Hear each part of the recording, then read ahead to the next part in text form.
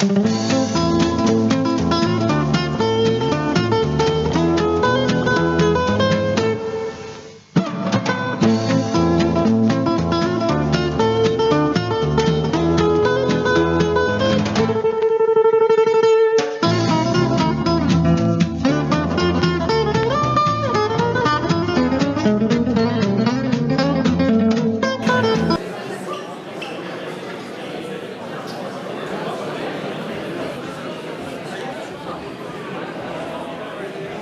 pas de programme.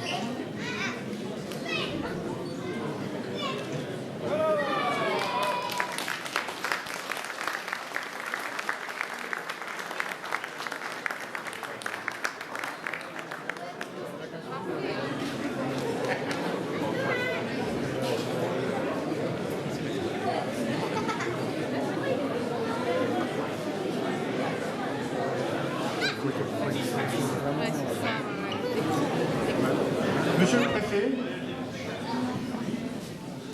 on va attendre, il y a monsieur... Quel plaisir de vous accueillir sur notre commune. Dans un lieu aussi spacieux, vous avez pu le remarquer, moderne, chaleureux. Voici donc la première...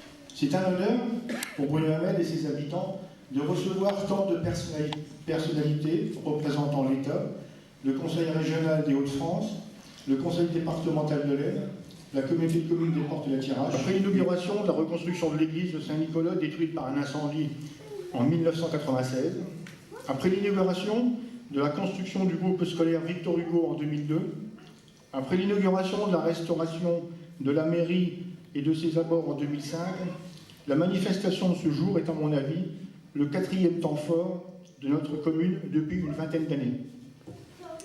Espérons que pour le développement et la progression de notre commune, d'autres projets suivront et qu'autant de travail sera réalisé. Il nous faut poursuivre ce long travail de restauration du patrimoine rural avec la même volonté. Il faudra encore du temps, de l'obstination, de la volonté pour continuer ce travail. Cette volonté, s'intégrer dans la politique de revitalisation des entrées et espaces centraux des bourgs de la communauté de communes des Portes de la Thiérache. Dans ce but, la municipalité avait lancé une réflexion afin d'induire et de structurer une politique cohérente de développement maîtrisé de l'ensemble de son territoire. Elle s'est ainsi engagée dans une étude globale de définition d'un programme d'aménagement et d'amélioration du cadre de vie. Démolir l'ancienne salle, en reconstruire une nouvelle, mais la solution retenue fut celle de la réhabilitation complète de l'ancienne et la réalisation d'une extension pour une surface totale de près de 400 mètres carrés, ce qui veut dire que nous avons pratiquement doublé cette salle, avec création d'un hall vestiaire spacieux, de sanitaires modernes, d'une cuisine hautement équipée, avec une rampe d'accès traiteur, d'une laverie ultra performante et de locaux de rangement fonctionnels.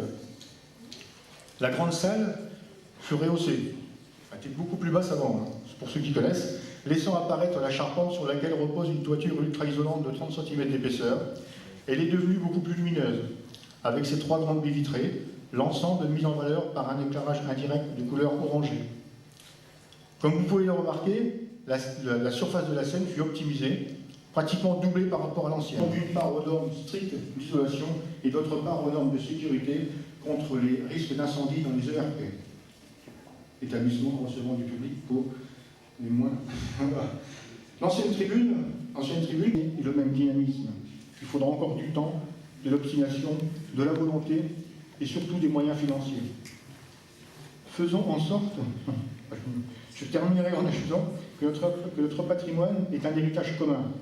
Nous n'en sommes que les dépositaires temporaires et devrons le transmettre en bon état à nos enfants.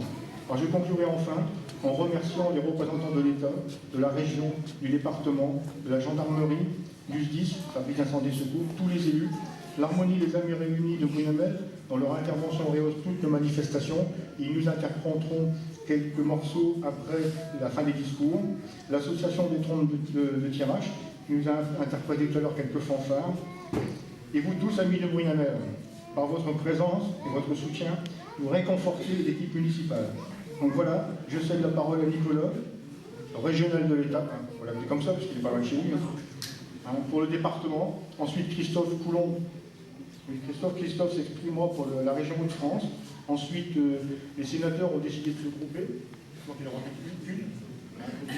Donc Madame Gruny parlera. René, si tu veux ajouter quelques mots, tu pourras le faire. Et on conclura par la conclusion de Monsieur le Préfet. Et après, je veux dire, on boira un coup. Et vous avez la possibilité, de visiter toute la salle. Tout est ouvert, que ce soit dehors, en dessous, au-dessus, voire la centrale de traitement d'air qui est énorme. Vous pouvez aller partout. Hein, voilà. Donc vous avez la chance, de bénéficier d'un endroit moderne, confortable, se poser un peu la question avant de venir, de savoir ce que vous allez trouver. Ben voilà, c'est vraiment un beau projet et je suis content si on a eu quelques soucis, je suis content qu'on ait pu y mettre un terme. Voilà, je vous souhaite une bonne journée et puis je passe la parole à Nicolas. Donc c'est un grand changement et donc en tout premier lieu, je tenais à saluer l'excellent travail qui a été fait ici. Et donc saluer toutes les entreprises qui sont présentes, le maître d'œuvre, M. Bévière, qui a travaillé sur plusieurs dossiers dans le secteur, d'ailleurs à Rozoy-sur-Serre également. Et donc saluer bien évidemment le maître d'ouvrage, la commune, M. le maire, et puis l'ensemble du conseil municipal. Et tout à l'heure, Jean-François l'évoquait, je sais que pour les entreprises et le maître d'œuvre, ça a dû être quelquefois assez... Et donc c'est vrai que ce service qui est rendu à travers la salle des fêtes, c'est un des nombreux services qui sont rendus ici à Brunamel, en rappelant que c'est qu'une commune, il l'a dit tout à l'heure Jean-François, une commune de 500 habitants, ce qui est quand même relativement peu, et il y a encore beaucoup de services à Brunamel, mais ça tient à l'engagement du conseil municipal depuis des années, des services en termes d'éducation, en termes de commerce aussi, il y a encore la poste également, donc il y a encore des activités sportives, je pense au club de foot, l'harmonie municipale que beaucoup de communes vous envient. Et donc on sent bien qu'il y a une âme à Brunamel et c'est l'exemple typique de cette salle des fêtes, c'est également pour préserver cette âme, faire en sorte que les uns et les autres puissent se réunir pour conserver l'état d'esprit. Je suis très heureux. Bon, c'est pas ce que je vais faire comme ça. Je suis très heureux aujourd'hui répondre à l'invitation du conseil municipal et du maire de Brunamel. Je salue tous mes collègues élus, monsieur le député, les sénateurs de l'Aisne, monsieur le préfet, j'aurais dû commencer par vous, le président du conseil départemental, le président de la communauté de communes, et puis tout particulièrement mes deux collègues élus, conseillers régionaux. Nelly, approche-toi, je t'en prie, et puis Christian Van Obel, le maire de Sissonne, qui est dans le fond de la salle, que je salue également. J'irai toujours dans la bonne humeur avec laquelle Nicolas Fricotto vient de dépeindre ce que fait au quotidien Jean-François. Jean-François, c'est un marathonien de la subvention. Il taille dans les budgets, parfois il a des petits problèmes quand il coupe un peu trop franchement aux yeux, mais il taille dans les budgets. Et lorsqu'on m'a appelé dans la précédente mandature en me disant « Christophe, il faut absolument que tu fasses quelque chose », on a un projet très important pour la commune, c'est le plus important que j'ai mené, je crois, dans ton précédent mandat, en tous les cas lorsque tu l'as engagé, dans le précédent, il faut que la région suive. Alors, je crois aussi qu'il est bien de rappeler à un moment ou à un autre à qui revient tout le mérite d'un dossier. Tu as des financeurs, je te remercie beaucoup de les avoir salués. J'en faisais modestement partie dans la précédente mandature, puisque j'étais déjà conseiller régional de Picardie, tu l'as rappelé. Mais quand même, ceux à qui il faut rendre, je dirais, honneur et saluer aujourd'hui, c'est bien le conseil municipal, les élus qui se sont succédés et le maire de la commune. Donc pour ça, je vous demanderai de bien vouloir applaudir votre maire, si vous voulez. Je me retrouver ici à Brunamel pour cette belle inauguration. Et bien sûr, j'y associe Antoine, qui est ravi, mais qui a certainement dû venir ici plus d'une fois. Moi, c'est la première fois, donc merci vraiment, monsieur le maire, pour cette invitation. Certes, je comprends bien qu'on est invité si on a mis la main au porte-monnaie, n'est-ce pas? Sinon, on ne serait pas là, peut-être. Non, c'est vrai. contribuer, il y a un concours à la sortie. Voilà, c'est ça. Méfiez-vous, vous êtes entre eux, finalement, le moyen de trouver ici la qualité de vie qui, à mon avis, doit vous être donnée, alors je dirais pas autant qu'à la ville, parce que bien entendu, on n'a pas les moyens d'avoir tous les services, mais que vous ayez envie de rester dans nos territoires ruraux.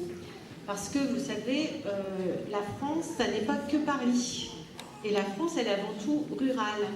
Et nous, au Sénat, je peux vous dire qu'on défend cette ruralité, là où il fait bon vivre, là où aussi on a le bon sens paysan pour faire attention à l'argent public. Et on l'a bien entendu, effectivement, il faut aller chercher les subventions là où elles sont pour éviter effectivement que tout ça pèse sur vous ou de ne pas faire les projets. Et je trouve qu'ici, ça aurait été bien dommage de ne pas faire cette salle. J'en profite pour féliciter bien entendu l'architecte et l'ensemble des entreprises pour cette très belle réalisation. Pour les enfants, bien entendu. Et puis effectivement, ça servira, je pense, aussi aux communes voisines. Je rappelle régulièrement quand il s'adressait à son fils en lui disant « Mon fils, quand tu prends la parole, aie pitié de ton public, sois bref. » Alors je ne ferai que 3 brèves observations. La première, c'est que cette réalisation montre que, contrairement aux idées reçues, largement répandues et développées, le monde rural n'est pas en train de mourir. Le monde rural est parfaitement capable, je dirais, de faire face aux besoins des habitants, à condition, bien entendu, de prendre en compte les réalités d'aujourd'hui.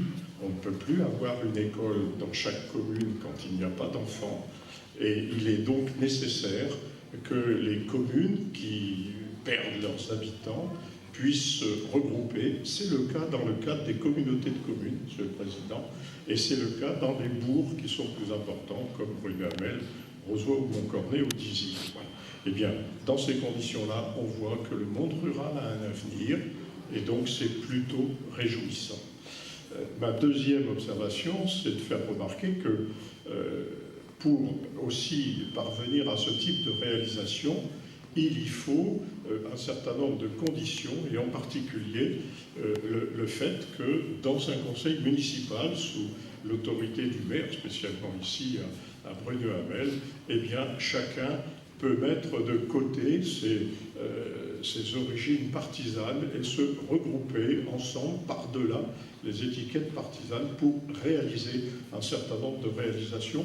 C'est une leçon qui ne vaut pas seulement au niveau local et qu'on aurait intérêt à appliquer un peu plus souvent au niveau national pour faire avancer les choses. Enfin, ma troisième et dernière observation, puisque vous avez, Monsieur le maire, fait référence au coût financier de cette opération, eh bien, c'est pour faire remarquer, dans cette période où les promesses électorales n'arrêtent pas de tomber, de surgir de partout, eh bien, ce million d'euros, un peu plus de millions d'euros qu'a coûté cette réalisation, c'est l'équivalent de ce que l'État, c'est-à-dire nous-mêmes, nous remboursons en intérêt uniquement de la dette que nous avons pendant 15 minutes. Le député, madame, monsieur les sénateurs, belle commune, c'est la première fois que je viens à Brunet-Hamel et j'en suis enchanté. Merci beaucoup, monsieur le maire, de m'y avoir invité. Beaucoup de choses ont été dites, je ne reviendrai pas dessus. Je voudrais dire un petit mot quand même sur cette salle des fêtes, salle polyvalente.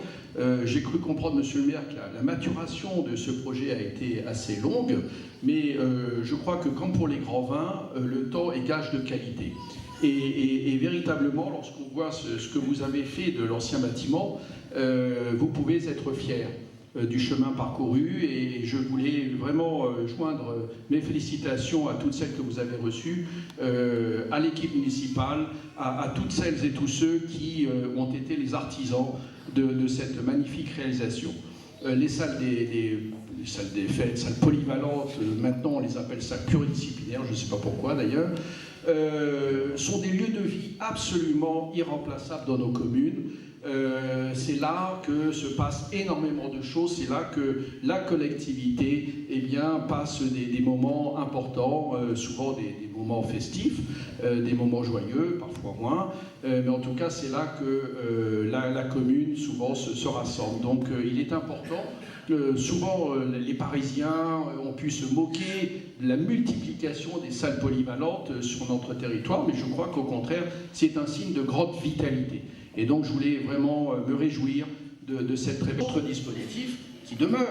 Voilà, donc je peux vous dire que sur bien faire, mais qui grâce au contrat de ruralité pourront décupler l'effort d'équipement mené jusqu'à présent. Voilà, donc la lancée sur les projets, les nombreux projets que vous portez. Vive Bruno Hamel et vive la tirage.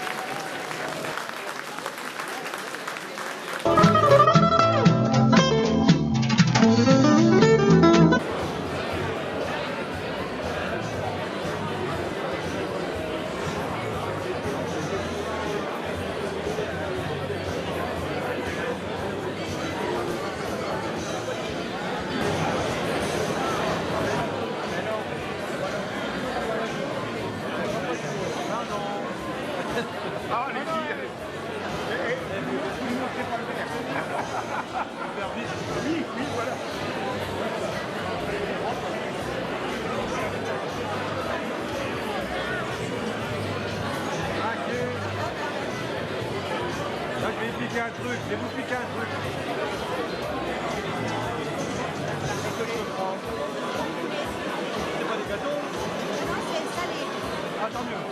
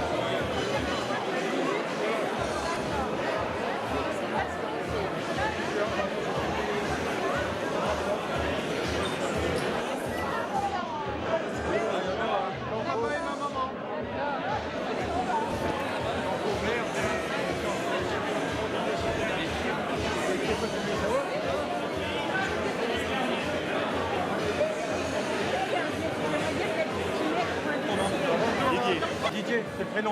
Non, c'est le nom de famille.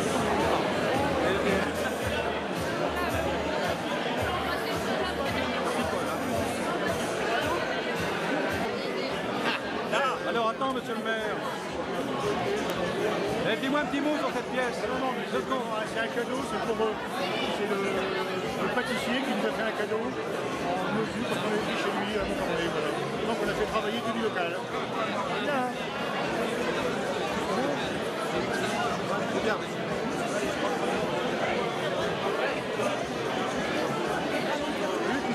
Jean Bléau. Comment Jean Bléau. Quel âge vous avez 90 ans. Vous êtes le plus vieux de la commune, là? Oui, exactement. Oui. Vous n'avez pas une anecdote à me dire? Comment? Une anecdote à me dire? Toujours aux sonneries du monument. Plus fort. Toujours fidèle aux sonneries du monument. Et vous avez exercé quelle profession? Chef de quai. Votre métier? Chef de quai dans le lait. J'entends rien, d'accord. Et vous avez vu défiler combien de camions-citernes? Des milliers de litres? Des milliers de litres. C'était des bidons, c'était pas les... C'était des bidons. C'était des bidons. Des bidons de 20 litres. Et sur un rayon de combien que vous récupériez le lait à peu près? 60 km. Il n'a pas vu que ça, hein. Il a tout vu. Hein. Il a eu des vaches? Ah, il a tout vu. Il a tout vu. C'est l'ancien du village et on a gardé quelques gènes. Ça, c'est son neveu. On a gardé quelques gènes. C'est lui qui nous les a transmis parce qu'il était fort. Il était fort aussi sur certaines choses. Oh ta gueule, hein. Il n'était pas un peu taquin? Ah si, mais il n'était pas que taquin. Il était comme mon père disait. Au départ, je ne comprenais pas. Les femmes, c'est un sujet. Les femmes, c'est un sujet sur lequel il aime bien s'étendre. Musicien, accordéoniste. C'est vrai? Vous n'en faites plus là? Si, c'est vrai. Tu en fais encore? Oui, la dernière fois, il a joué là. Moi, j'ai un des. Moi, il fait toutes les sonneries aux morts. Au